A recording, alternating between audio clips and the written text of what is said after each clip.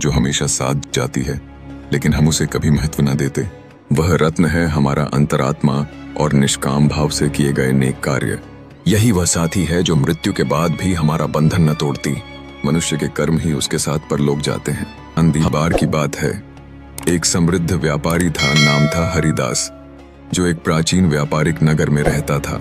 उसके पास 4 बहुमूल्य रत्न थे, जो एक से बढ़कर एक चमकीले और दुर्लभ थे। हरिदास उन चारों से लगाव रखता था, लेकिन चौथा रत्न उसे सबसे प्रिय था, उसकी चमक और मूल्यवानता के कारण। फिर तीसरा, दूसरा और पहला रत्न थोड़ा पुराना और सादा था, इसलिए हरिदास को वह सबसे कम पसंद था।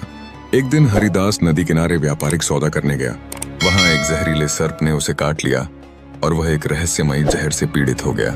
नगर के सर्वश्रेष्ठ चिकित्सक और ज्योतिषियों ने अपनी सारी कला आजमाई, लेकिन उसकी हालत में कोई सुधार न हुआ। आखिरकार उन्होंने कहा कि हरिदास के जीवन के अब केवल 2 ही दिन बाकी हैं और वह अब मेहमान मात्र हैं। हरिदास ने अपनी संपत्ति को उन 4 रत्नों के बीच बांटने का फैसला किया, क्योंकि उसका कोई वारिस न था। लेकिन सामान्य बंटवारे के बजाय उसने सोचा कि जो रत्न उसके प्रति कितना समर्पित है, उसी के हिसाब से बांटेगा। उसने एक बुद्धिमान चाल चली और 4 रत्नों को एक एक करके अपने पास बुलाया। उसने कहा, मेरे जीवन के केवल 2 दिन बाकी हैं, मैं तुम्हें एक गुप्त बात बताता हूँ।